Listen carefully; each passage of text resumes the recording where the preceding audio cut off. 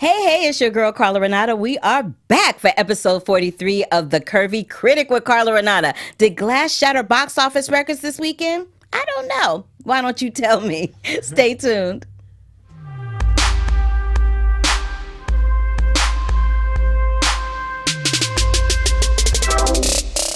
Hey, everybody. We are back. Scott Menzel and Carla Renata for the Curvy Critic this week, episode 43. We're going to be talking about a little Glass action. We're going to be talking about what we think might get nominated for the Oscars 2019. And we're also going to talk about what's hot and maybe what's not at Sundance 2019.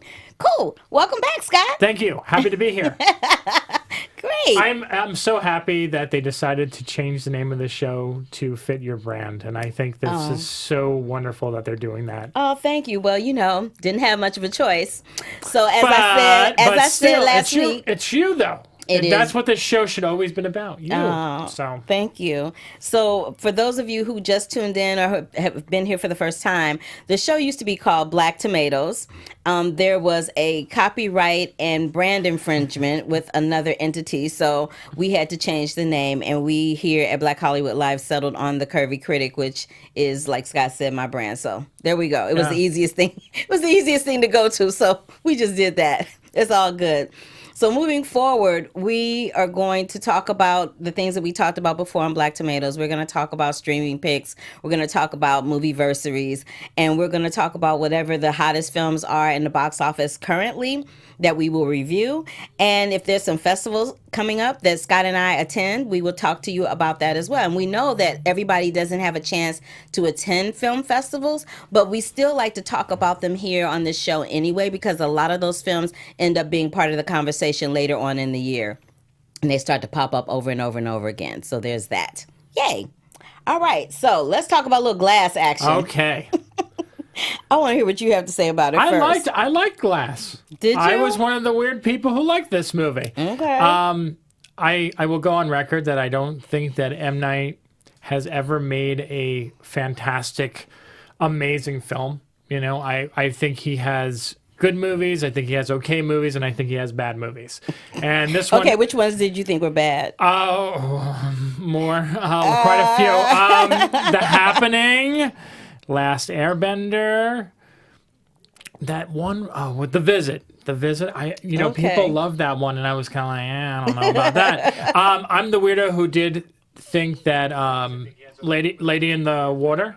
Uh-huh. Okay, which ones did you think were bad? Where is that coming from? Oh, I don't know. Oh, okay. Sorry about that. Lady in the Water, I actually thought was one of my favorites of his, just because I love the gothic storytelling aspect of this film. In terms of Glass, I was kind of mixed on Split. I really loved Unbreakable, and I felt like this was a nice combination of the two, where I fell right in the middle between the two, where I didn't love it, but I didn't wasn't as on the fence as I was about Split, and I was just kind of in the middle between them. So I was kind of split on Glass. So how I feel about it, I really liked Unbreakable. Yes. Because this is supposed to be like a trilogy of Unbreakable, Split, and Glass. I really liked Unbreakable. I was kind of wah about Split. Yeah. And Glass, I'm kind of torn in the middle, because I feel like Glass was more of a vehicle for James McAvoy. Yes. As the Beast. He is the only person in the film that stood out to me. I thought something that was really weird was when Samuel L. Jackson's character, Mr. Glass, ended up in that really fancy outfit. I'm like, okay, so if his bones break, how did he get in that really stiff outfit by him? Like, because I'm just crazy. Call me crazy. I looked at that. I'm like, how did he get in that outfit if his bones break easy? Like, how did that happen? I was very confused by that. Very confused by that. I was like, oh, okay. But it did have that superhero element to it, because every superhero has that one person that believes in them when nobody else does. So each character, Mr. Glass, David Dunn, and the Beast, they all had that one person that believed in them, even to the end of the film. So I got with that. And it also sends a message about being different. Yes. How when you're different, people will criticize you, people will judge you, people will talk about you, they will treat you, not so nice. but at the end of the day, people that are different have a tendency to gravitate toward each other and make their own kind of little cool club. Right. So I got that out of the film. I didn't think it was terrible. I thought that there was about 30. I feel like the first act and the last act were really, really good, and I felt like the middle was kind of slow. You and I are on the exact same page with this, because that's exactly how I felt. Yeah. The weakest link of the movie for me was actually Sarah Paulson, because I felt like her character just, you got that she was the bad guy, and like they Yeah. just kept like. Actually, I forcing didn't it get she was the bad guy until. You didn't? No, I didn't get she was the bad guy until the very, very end. I didn't get it. Like, I thought she was rooting for them, and I was like, oh, snap, that's what she is. But that's what I'm saying. Somewhere in the middle, I missed that, because I'm sure that was divulged There was somewhere so in the middle. much exposition. It was a lot, yeah. There was too much exposition. There's a lot And it's funny because you mentioned, one of the complaints that a lot of people had about this movie is that, you call the movie Glass, and Samuel L. Jackson's character, Mr. Glass, is a secondary character. And it really is a sequel to Split in a lot of ways. Yes, and I was annoyed by that too, because I'm like, okay, so it's called Glass. Samuel L. Jackson is Mr. Glass, but he's not the focal point of the story. The Beast is. But I ain't mad at it, because I'm not. I had issues with the fact that it was called Glass and it wasn't really about glass. It was more about James McAvoy. But I was digging James McAvoy switching in and out of them characters. He was killing me with that. I was like, wow, dude, he was really kind of like seamlessly weaving in and out of those characters. He played like 19 to 24. I think his character had 24 personalities, and he probably played about 19 of them in the film. But I was fascinated by that, because he seamlessly weaved in and out of them. You didn't, not one time, not believe him with any one of those characters or accents that he did. Every time that light would go off, I was like, "Oh, go ahead, James McAvoy." I was like, he was the best thing about it for me. I'm like, they need to give him his own movie. Well, that's why in Split, when they did, why I think that movie works so well for most people was because of his performance. And I didn't like all the other aspects of Split. It was like, if it wasn't for him, I would have really hated that movie, because his performance was so good It that was excellent. even though the movie itself was like kind of that's what made that movie sell. And this was weird for me, because it felt like to me, and I'm curious if you felt this way, when Bruce Willis was in this movie, didn't it feel like his lines and everything that he was in was like rushed? Like they didn't have him for a very long time, and they just kind of. It did. It did feel like that. That's interesting that you would bring that up. It really did feel like that, and I was just like, "What is going on?" Another thing that struck me odd was that I couldn't understand how this took 19 years to make. It was they say that it takes it. At the very beginning of the film, it's like this was 19 years in making. I like M. Night Shyamalan, because his films are one of the few kind of like horror suspense films that I can actually tolerate, because I'm not a big horror fan, as we know. Yeah. But I was like, really? It took 19 years to make this? I mean, did it take 19 years to make that one film, or did it take 19 years to flush out that trilogy? So the issue was Unbreakable, which was owned by, I think it was Touchstone Pictures, which was part of Disney. After the success of Sixth Sense and then Unbreakable, which did okay at the box office, it wasn't as huge as the Sixth Sense, they passed on it. And after, Signs and The Village, M. Night's reputation went really downhill. It started with Lady in the Water, and then it went to The Happening, and then, everyone knows this, but nobody wanted to make his movies. And then what happened was Jason Blum came along and said, let's make The Visit. We're going to give you a strict budget of $5 million. That's what you get, now. And he sort of has regained his popularity because of that. And it's mainly because of Jason Blum taking a chance and saying, you know what, you can't make these $60, $70 million movies anymore. You have to make a small budget movie that, like, if it doesn't do that well, we're not getting a big loss from it. Well, somebody in Yasna Cavallares, says that she heard that Shyamalan spent his own money to make Glass, about $30 million. Yeah, there was about $20 million, I heard, too.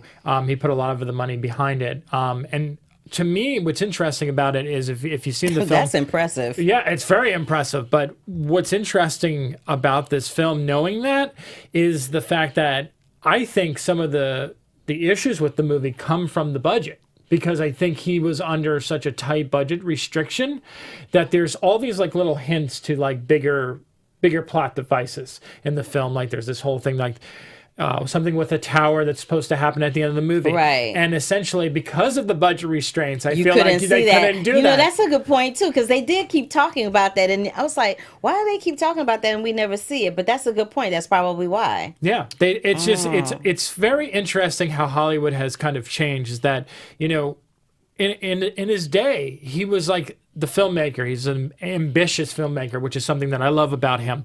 But at the same time, like after you have a couple hits, and then you make a couple stinkers, it takes a while for people to really get back on board.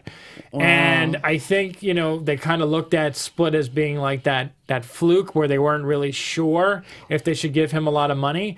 And you know, I don't know where it fits with this movie. Like, I personally enjoyed it for what it was. I think for a superhero movie, it's unique. It's different. It doesn't feel like any other superhero movie that's out there. Not.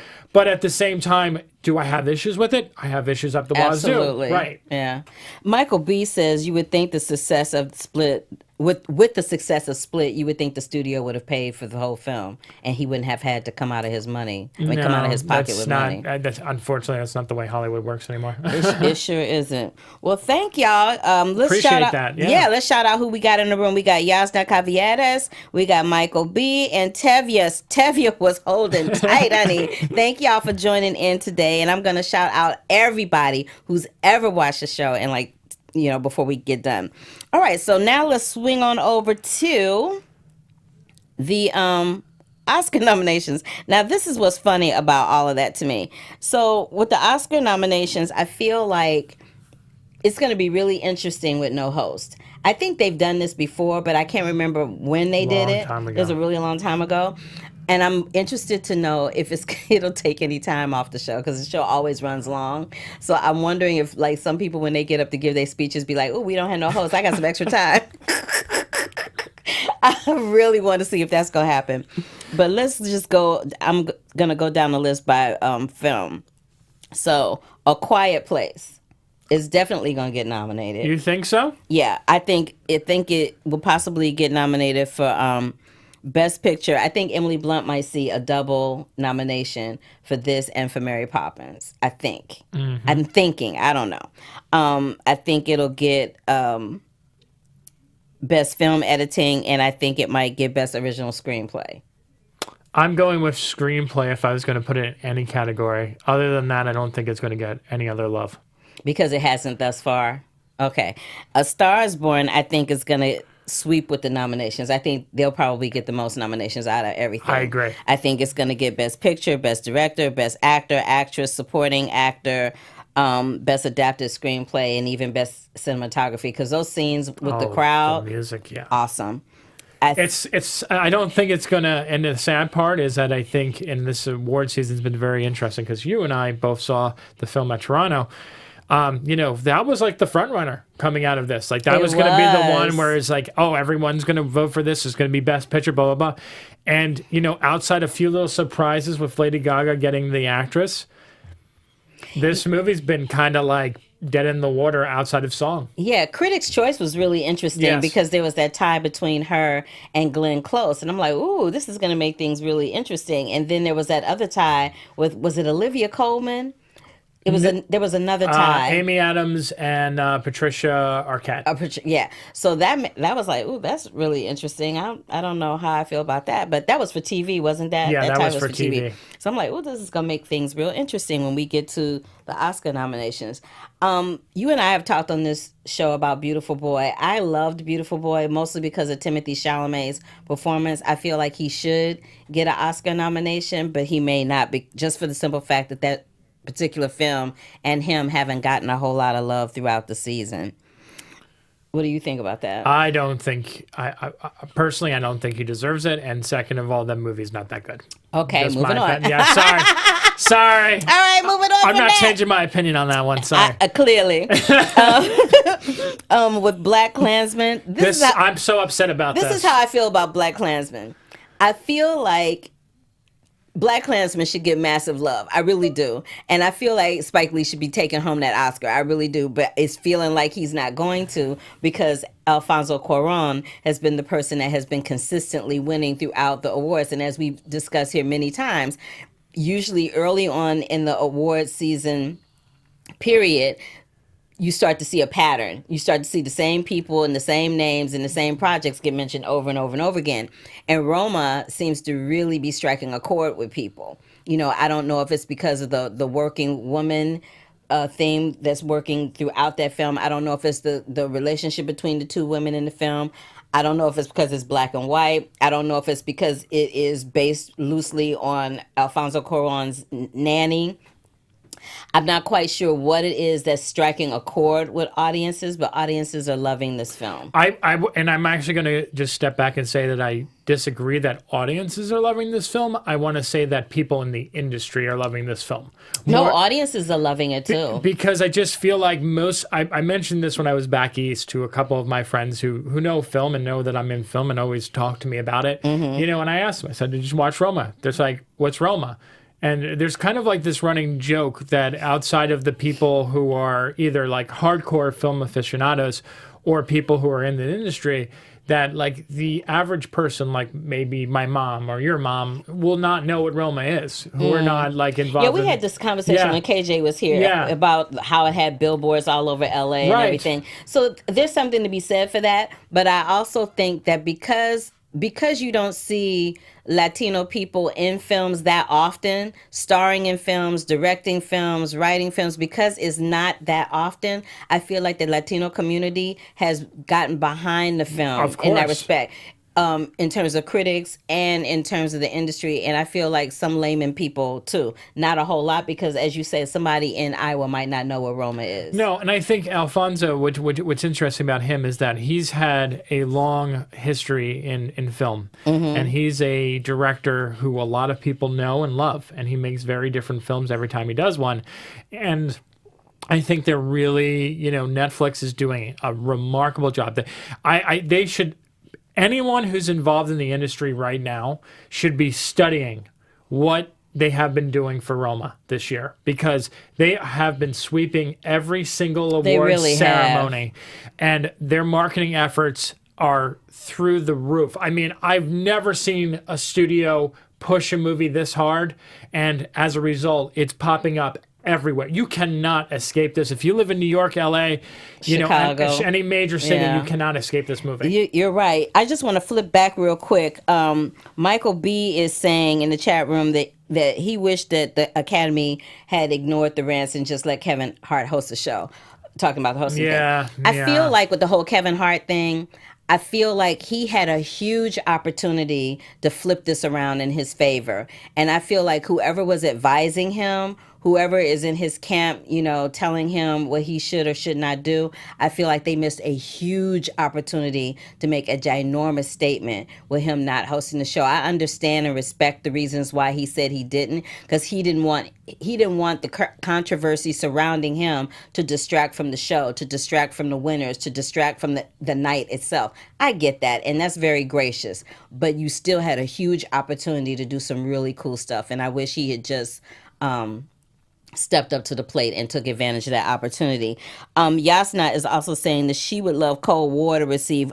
Me too. Me too, Yasna. Me too. Like, I love me some Cold War. While Scott and I are at the Sundance Film Festival, I'm going to run some interviews that we did with Paweł Pawlikowski and Joanna Kulik from that film. Yasna said best picture, director, cinematography, screenplay, actress. Yes, all of that. And you know what? I'm with you, Yasna. I did like that film more than Roma. Me too. I mean, I like them both, but if I had to, and I've said this here before, this ain't a secret. No. If I had to choose between the two, I would have chose Cold War, just because I just there's something about Cold War that sticks with me and speaks to me. I can't even put my finger on it, but that's how I feel about that. Yeah. All right, Black Panther. I'm feeling like they're going to get all of the technical stuff. They're definitely going to get nominated for Best Picture, I think. Yes, absolutely. It's going to get production design, costume design, best makeup and hairstyling, sound editing, visual effects, and original score. I wish that they had recognized Michael B. Jordan. I don't know what the deal is with the Academy and Michael B. Jordan and Chadwick Boseman. But I'm just like, can we? I mean, I know it's like a superhero film. I know it's like a Marvel joint, but I'm like, dang, can those brothers just get some love? I mean, Michael B. Jordan had 2 films out. I He know. had Creed 2 and this. He turns in performance after performance after performance every freaking year, and every year they ignore him, and I'm kind of over it. So Michael B. Jordan, you got some love over here at the Curvy Critic. I'm just saying. I agree. I mean, he's just an incredible actor, and I mean, he needs his due at this point. I don't so over understand. it. I mean, the nice thing is that he has been showing up on a lot of other groups in the best supporting, actor category, which is nice to see. I just hope that, in the next year or two, he finally gets an actual nomination and hopefully a win. I heard he has a film. I can't remember who it's with now, but I heard he has a film that's coming out that I think is probably going to be that cracker for him. Yeah. But this is what I have to say about that. When it comes to African Americans in film, I feel like people don't take us seriously. I really don't. I'm like, what more? This boy did Fruitvale Station. Mm-hmm. He did the first Creed was spectacular. I'm like, what does him or Ryan Coogler have to do? I don't understand. I really don't. I wanted to, I'm glad you mentioned that, Carla, because, this year is incredibly upsetting because you have Black Panther, you have Blind Spotting, you have The Hate U Give, you have Black Klansman, you have Sorry to Bother You. These are great films, ones that have started so much conversation, have gotten so much awards hype, and when at the end of the day, very little love for any of them. I mean, very little love. And let's talk. Speaking of black actors, I'm just gonna go there. So you know what I'm saying? Because I got a platform and I'm gonna use it. You should. So Brian Tyree Henry, that boy made 7 films last year. 7. Yes. 7 movies. Yes. I don't know no actor that made 7 movies last year, but he did. Yep. He made 7 movies. He hasn't gotten, and was in all the major ones. It's not like he was in some poop butt movies. He was in 7 major films. Like, for real though. Russell Hornsby in The Hate U Give. I know. Amanda Stenberg in The Hate U Give. Like, come on. I just George Tillman. I'm like, I cannot. Like, I don't understand. I really don't understand. Like, does it come down to dollars? How much money a studio spent on dollars and marketing campaigns? Like, I really don't understand. It makes me upset, and it's funny, even as a white person, it really makes me upset because it just seems like there's always like they pick one token black person to give an award to. This year it's Regina King. Last year was Tiffany Haddish. It just feels like they can never just celebrate and embrace culture. It always just feels like it's just annoying. It's like, I say this all the time. Film is an art. Yes. Right? And I understand that because film is an art, you're not going to see any 2 pieces the same way. Like, I get that. But 2018 was an exemplary year in terms of black people in cinema. Oh, yeah. I'd never seen so many films with so many stars and so many directors and so much love from the film criticism groups and the media. Like, I'd never seen anything like it. I was so excited. I thought, oh my goodness, when award season rolls around, this is really going to be great. And it's kind of not, and I'm kind of annoyed about that. But okay, I'm done with my rant. Moving on. So Bohemian Rhapsody, I'm feeling like it'll get a Best Picture nomination. Me too. I'm feeling like Rami will get a nomination, and I feel like it'll get Best Sound Mixing. There you go. That sounds fair. I'm really annoyed that Boy Erased isn't getting more love because I've said that on this show before too. But I feel like Nicole Kidman's another one. She had like 5 movies out last year. I know. I was like, we love Nicole Kidman. Nicole Kidman was just make a little splash over here, a little splash over there. But she was in Boy Erased too. I think, it would be nice to see her and Lucas Hedges get some love, but I'm not so sure that's going to happen. I don't know what Lucas Hedges has to do this year because, I mean, he's on Broadway. He's been in 3 movies and still no love. Brian Tyree Henry's on Broadway, too. I'm just saying. I know. It's just like... And Brian Tyree Henry, I'm one of his biggest fans. He knows. So I'm just like, ugh, I'm so annoyed. But yeah, I feel like that'll happen with that.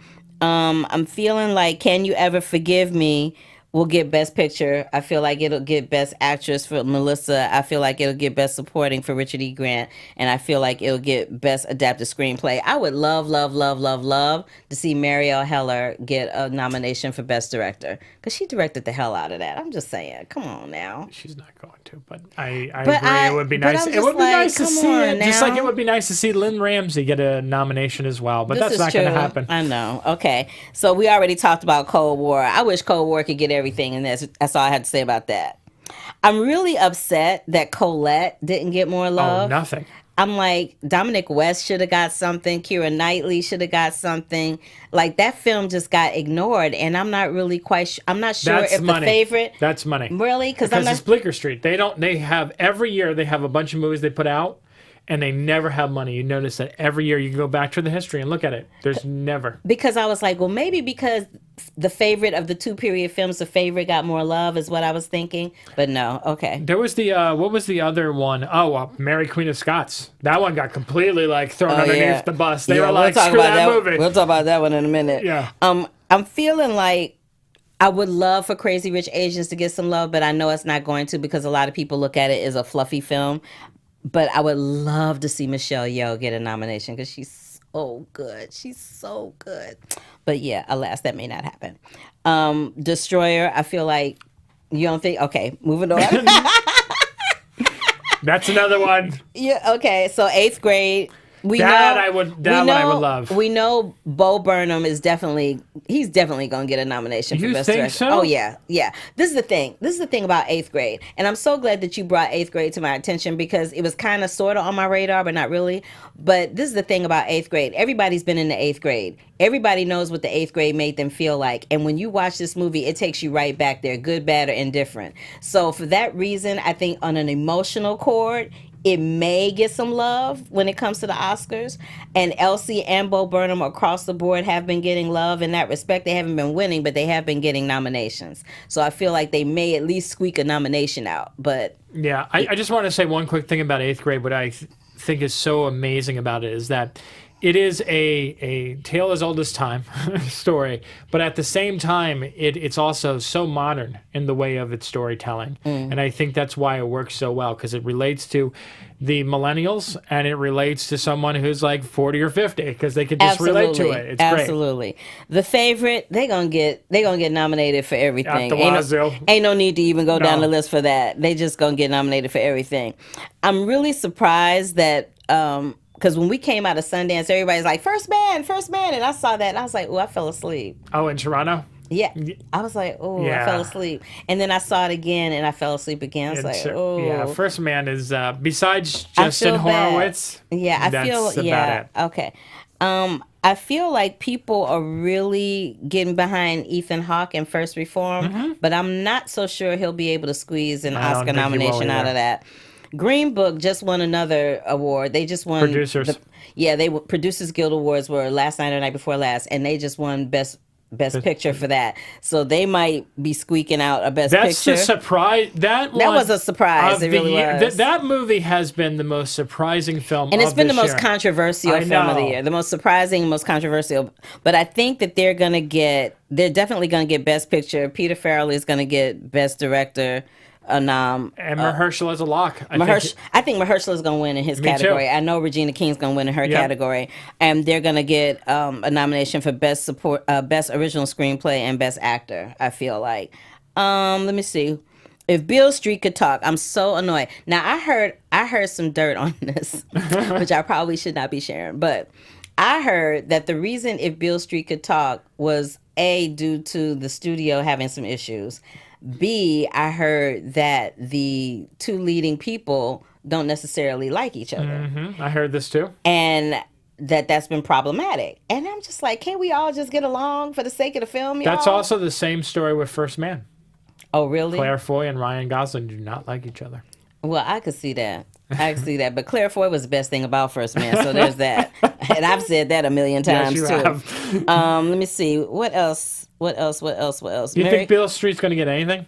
I feel like Beale Street might get... I feel like Barry will get a Best Director nom. I feel like Regina definitely is going to Yeah. win. It may get Best Adapted Screenplay.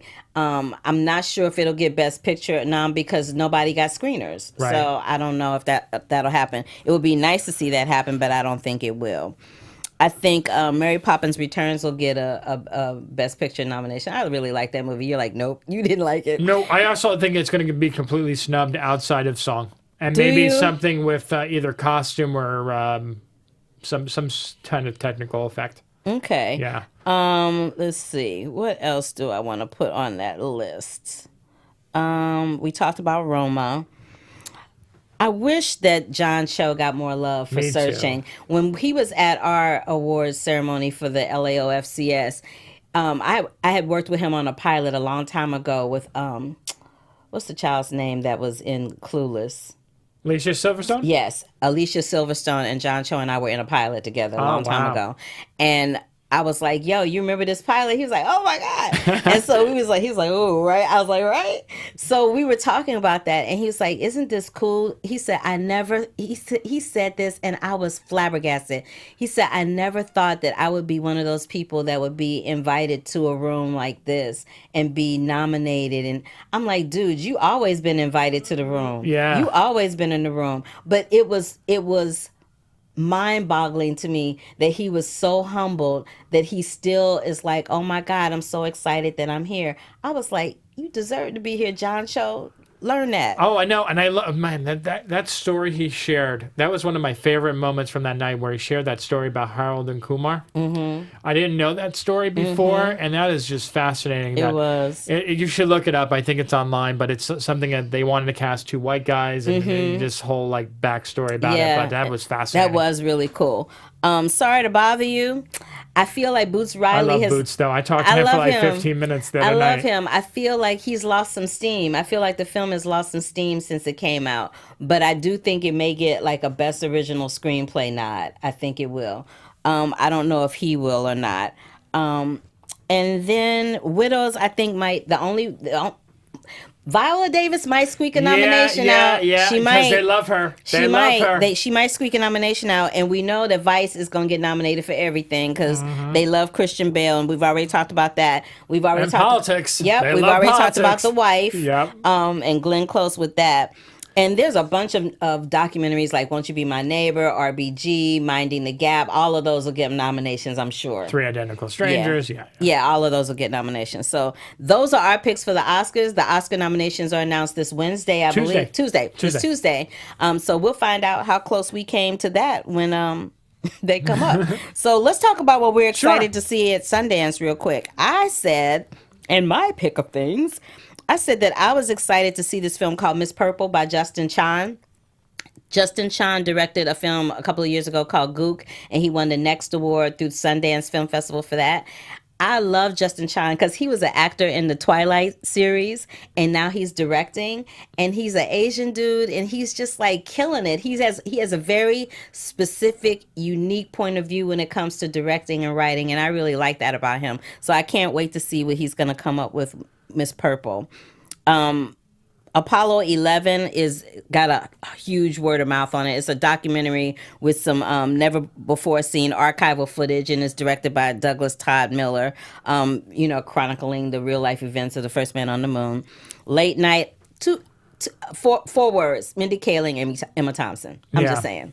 Gotta go I see love it. Mindy Kaling. I think she's love her. amazing. I think she's somebody that has an amazing point of view when it comes to writing, and I love her, and I love Emma Thompson too. A huge fan of hers.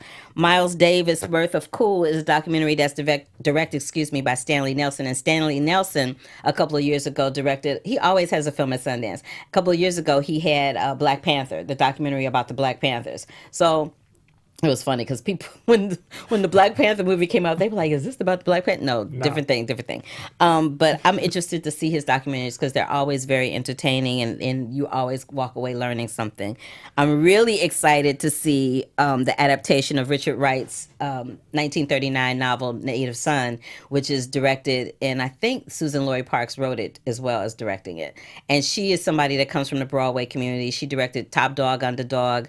She directed Porgy and Bess. Best, and she won Tonys for both of those. So I'm really excited to see what she's gonna do, and I'm gonna talk to her while we're at Sundance too. What are your picks? So a couple that I have. A24 is releasing a film called Share, which is based on a short film of the same name that came out at South by Southwest a couple years ago. The reason why I have this one on my radar is because it is all about the whole thing about kids taking selfies and nude photos leaking. Ooh, that sounds really interesting. It feels topical, and we should learn this lesson that A24 always has a movie. We love A24. That deals with young kids that's going to end up doing really well sometime in the year. So I think that's going to be one. I'm not a huge fan of Shia LaBeouf as a human being or an actor. No, you said as a human being. I don't like the pretentiousness of him. Oh my God! But with that being said, I read the plot description for Honey Boy, and it stars Lucas Hedges, who is one of my favorites, and then young actor who I absolutely adore too is Noah Jupe, who was in Suburbicon as well as Quiet Place. And it also stars Shia LaBeouf. And I think Shia LaBeouf is interesting because I think some of his early career, he was really good. And then I think he kind of like fell off I don't know what the hell happened. I'm not going to make up excuses for him. He just went weird. He got pretentious and everything like that. And then, he could turn things around here. And I think, him writing a film that sounds, if I had to guess, this sounds a little personal, something that's going to relate to him. So I'm really excited to see that. Okay. The couple of my most anticipated films, Extremely Wicked, Shockingly Evil, and Vile. That's the name of one movie. It's not three different movies. And that is starring Zac Efron and Lily Collins, and it's about Ted Bundy. This movie has been like the talk for like the last 2 years. They've been talking about this. After seeing Zac Efron in The Greatest Showman last year, I've been kind of rooting for him to kind of get back on track and actually become a great actor again, because he started off strong and then he did like a bunch of like really bad movies like Bad Grandpa, and I'm kind of like, oh dude, come on, you're better than this. And this one, this could be the one that breaks him through again and get him a lot more roles. I'm surprised you didn't mention this one, Troop Zero with Viola Davis. I forgot about Troop Zero. Yes, that's on my list too. I totally forgot about that one. Again, I love Viola Davis. Anything she does, I'll watch anything she does. She's got 2 films at Sundance, I think. Yeah, Troop Zero and another one. I forget what it is. Is she producing something? I don't think she's starring in something. She might have been producing something. She might be producing it, but she does have 2 films that I know for sure. And of course, that also has another gifted young actress in it, McKenna Grace, who was in Gifted. I like her. I love her too. Yeah. She's great. She was also in Wonder. Follow up to Roman J. Israel Esquire, whatever the heck that movie was that no one saw last year. But Dan Gilroy, who did Nightcrawler, which is a film that I absolutely loved, reuniting with Jake Gyllenhaal and Renee Russo, who is his wife. And I'm very excited about this film. And last thing I'll talk about real quick is The Nightingale, which is Jennifer Kent's sequel, not a sequel, but like her next film after The Babadook, which, Babadook has become a cultural phenomenon. Okay. A great film, and I'm looking forward to seeing it. Cool. All right. Well, I want to thank everybody that's in the chat room right now, but what I really want to do is I'm about to do fan shout-outs from all of 2018, and here we go. Michael B., Black Jones, ZSB Lou, Mass Atkins, Serenity Q26, Serena is the name, Xavier Jones Jr., Dominique Marcel, Ken Simmons, Jimmy K. Amons, BlackRock 316, Michelle Green, Miss Mocha, Rodelli DeMille, Cup of Soul Show, Mr. Regman 26, John Long, May Starfighter, Tango 55, Set It to the Credits, Dominathan Sports, Jessica, Broken Fury 8585, Yuki Hayashi, okay. Clay Williams, Dwayne Burke, Christina Farrow, Michael Angelotti, Jack Francisco, Drew Thomas, Nerd Chronic, Ross Lation, Vinayak, sorry baby, I'm butchering your name. Vinayak Pandy, Cheryl Ketter, Zach 111, Trina Boy 27, and the guest shout outs from 2018. Here we go. Dwayne Adler, Jasmine Simpkins, Powell Powakowski, Joanna Kulig rather, Peter Hedges, KJ Matthews, Philip Boutte Jr., Erica Ash, Kip Bowen, Aaron Baker, Stacey Malton, Stacey Malton, Jesse Malton, Nikki Giovanni, Chaz Ebert, Melissa Hazlip, Albert Lawrence, Xavier J. Thomas, Omar Epps, Travell Anderson, McQueens, Peter and Ian. I'm not going to butcher your last name. Reginald Vale Johnson, Rami Malik, Charlie Hunnam, Trevor Jackson, Lady Gaga, Anthony Ramos, John David Washington, Bradley Cooper, Chloe Sevigny, Kristen Stewart, Tiffany Haddish, Ike Barinholtz, John Barinholtz, Joel Monique, Gary Michael Walters, Miranda Bailey, Spike Lee, Brian Tyree Henry, Coleman Domingo, Meredith Hagnar, and Gerard and Martha Conley. Whew. And now, That last was but a not master. least, I'm shouting out some PR people. Tiaka Hurst, Ginsburg Libby, David Maddell, Hilda, Summer Reed, Hilda. Christina Gonzoni, Netflix, AFCA, LOFCS, OAFFC, BHL, Daryl Kristen, Keven Undergaro, and Maria Menounos. I wanted to do that while Scott was here so that we could do that together. We would like to thank all of you all that we have mentioned for supporting us, for hanging in there with us, and for watching us every single Sunday at 5 o'clock. Appreciate you so very much. I cannot even begin to tell you. So next week, we will not be here live in person. Scott and I will both be at the Sundance Film Festival, but we are going to show an interview with Regina King. We'll air some interviews with Powell Powakowski and his leading lady, and some I'll throw in some interviews. I'll give you some. Great. We have some interviews from Suspiria as well, Dakota Johnson. Oh, God, there's a few other people. Just stay tuned to the episode. I'm going to send them to Carla so we have some stuff from me, too. No worries.